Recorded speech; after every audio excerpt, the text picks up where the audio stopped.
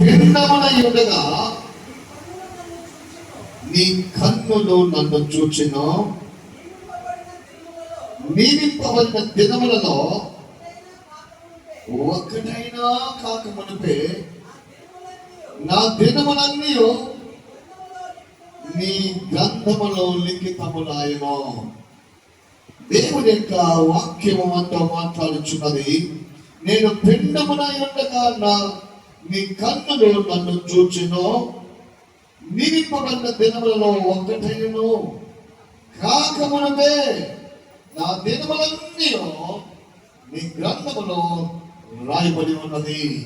గమనించండి, అవి లిఖింపబడి ఉన్నవి అంటే చాలా జాగ్రత్తగా గమనించాలి. తల్లి పిండం గర్భంలో పిండముగా ఉన్నప్పటి నుంచి మన దినములు లెక్కించబడుతూ ఉన్నాయి. హల్లెలూయా. అయితే మనం అనుకుంటున్నాం దేవుడు పట్టించుకోవట్లేదు, దేవుడు మనల్ని చూడట్లేదు, దేవుడు మనల్ని జ్ఞాపకం చేసుకోవట్లేదని చాలా మంది అనుకుంటూ ఉంటారు. అయితే విషయాన్ని మనం గమనిస్తామండి. రండి, ఆ గ్రంథములు ఎన్ని రకాలుగా ఉన్నాయో, దేవుని యొక్క గ్రంథాలు ఎన్ని రకములుగా ఉన్నాయో ఒకసారి మనం గమనించాం. మలాకి గ్రంథము 3వ అధ్యాయం 16వ వచనంలో దేవుడు ఒక గ్రంథాన్ని చూపిస్తూ ఉన్నాడు. అప్పుడు యెహోవా యందు భయభక్తులు కలిగిన వారు ఒకరితో మరొకరు మాట్లాడుకొనుచు ఉండగా యెహోవా చెవియొగ్గి ఆలకించెను. హల్లెలూయా.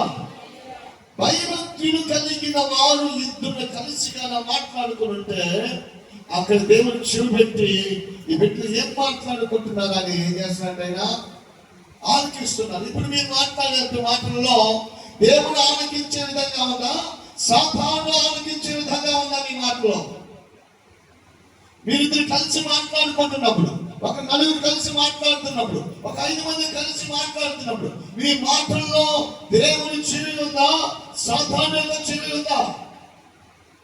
ఎవరి చెవిని విడిదట్టుగా మాట్లాడుకుంటున్నారు? దేవుని చెవిని పెడితే దేవుని కార్యాలు ఎలా ఉంటారో చూడాలని కింద. మరియు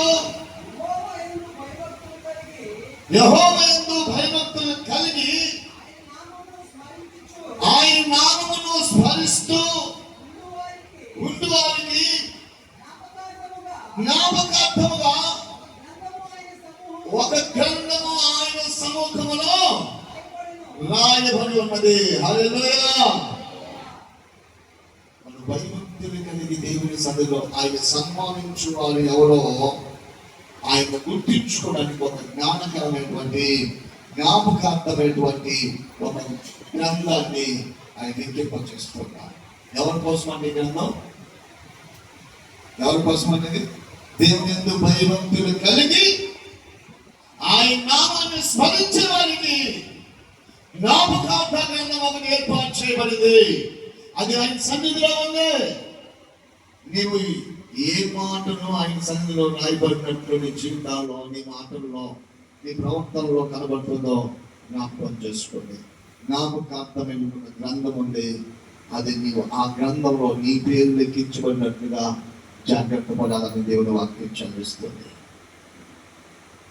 దావీదు అంటున్నట్టుగా నా పిండము తల్లి గర్భంలో పడిన దినమని ఆజ్ఞయించే ఆ దినములు లెక్కించబడుతున్నాయి. అనే దగ్గర ఆ గ్రంథాల్లో లెక్కించబడుతున్నాయి. ఈరోజు మనం ఆ జీవ గ్రంథంలో కాక ఏ గ్రంథం అంటే జ్ఞాపకార్థ గ్రంథం, జ్ఞాపకంగా ఉంచుకోవడానికి. నన్ను ఎవరు స్మరిస్తున్నాను? ఎలా స్మరిస్తున్నారంట?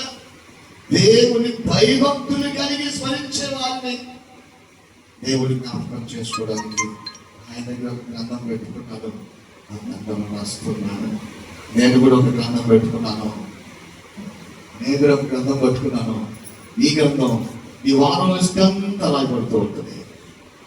వారంలో జరిగిన ఇష్టంతా ఈ గ్రంథంలో రాయబడుతుంది. ఎందుకంటే ఏ రోజు ఎక్కడ ప్రాంతం ఉందో, ఏ రోజు ఎక్కడికి వెళ్ళవలసి ఉందో, ఏ రోజు ఏ కార్యం చేయవలసి ఉందో ఆ గ్రంథంలో నేను లిఖిస్తుంటే ఆయన గ్రంథంలో ఒక గ్రంథం ఉంది. ఆయన గ్రంథంలో ఏం చేస్తాట?